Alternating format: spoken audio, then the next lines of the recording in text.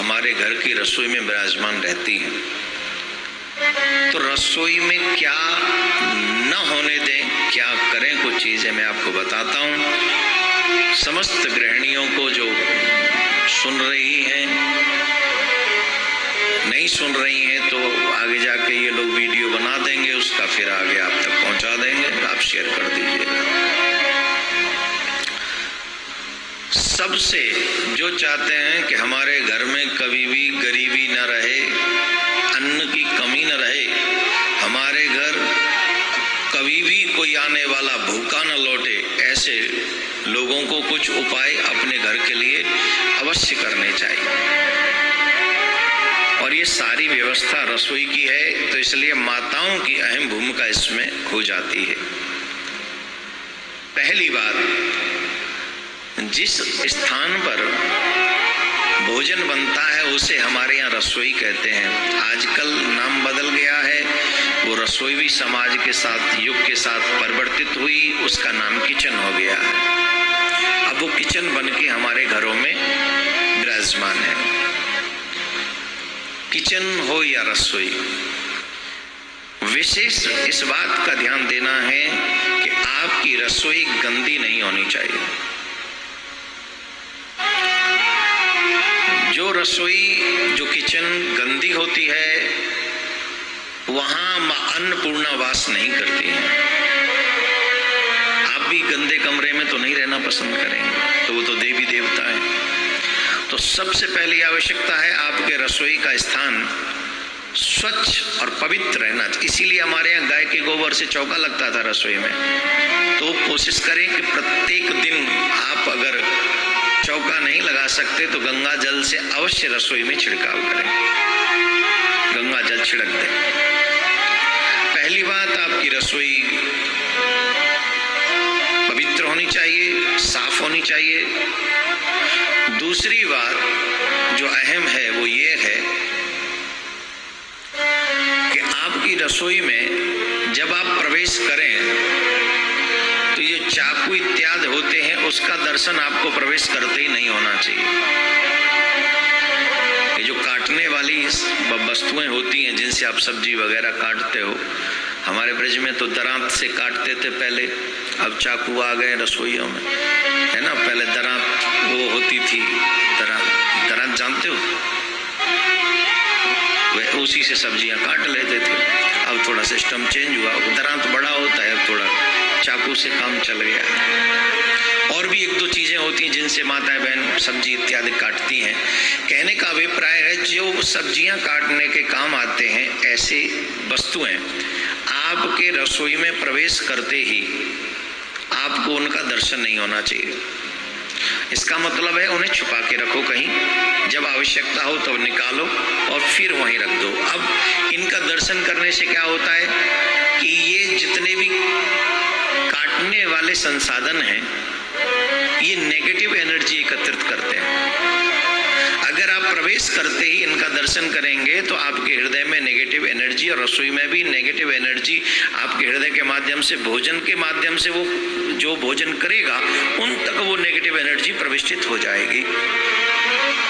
इसलिए चाकू इत्यादि से ज्यादा हित नहीं रखना चाहिए, जितना हो सके छुपा के रखे, काम करे और छुपा के रख दे, दर्शन बार बार उसका ना हो आपको। कई लोग तो मैं देखा है कमरे में भी, कहीं रसोई में जाना न पड़े इसलिए कमरे में चाकू रखते हैं, तो नेगेटिव एनर्जी आएगी ही आएगी।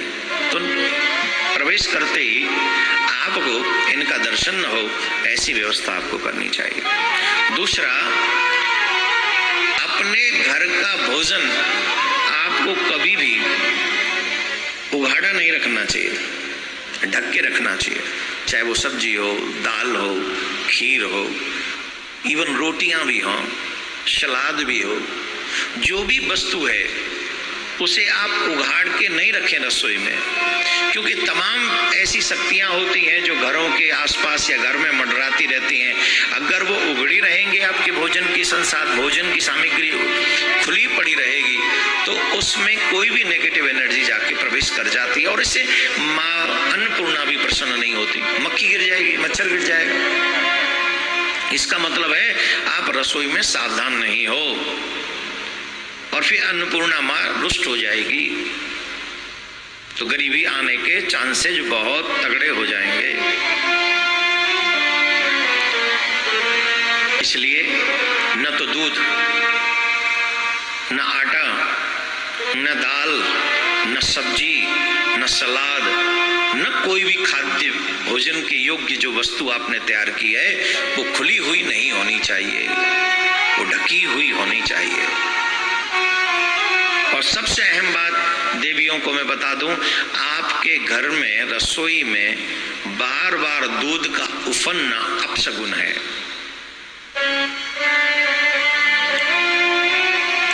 आपके घर में बार बार दूध नहीं उफनना चाहिए।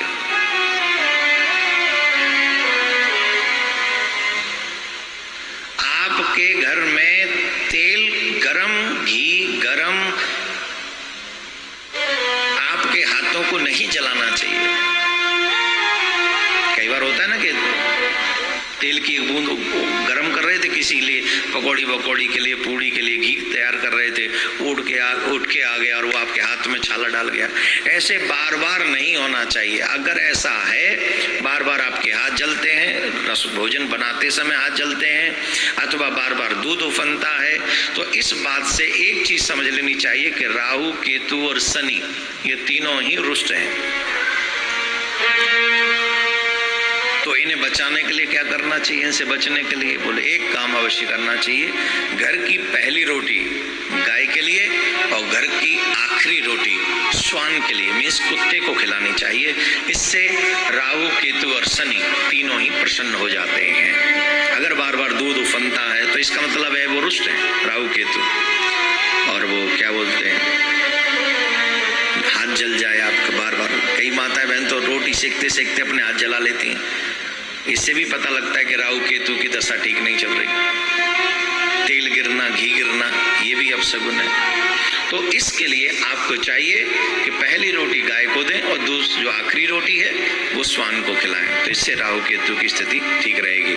लेकिन सबसे ज्यादा महत्वपूर्ण है आप अपने रसोई को शुद्ध रखें, साफ रखें, पवित्र रखें। दूसरे, दूध गर्म करते समय ये ध्यान रखें कि दूध बार बार उफने ना आपके घर में। ये छोटी छोटी कुछ चीजें हैं, इनका ध्यान रखेंगे। रसोई में ही आपका माँ अन्नपूर्णा का वास होता है और जिस घर में माँ अन्नपूर्णा प्रसन्न होती हैं, माँ लक्ष्मी उस घर से कभी जाती नहीं है। तो आप चाहते हैं कि गरीबी ना आए तो रसोई को साफ शुद्ध रखिए, दूध को फनने मत दीजिए, सावधानी से भोजन बनाइए, हाथ को जलाइए मत।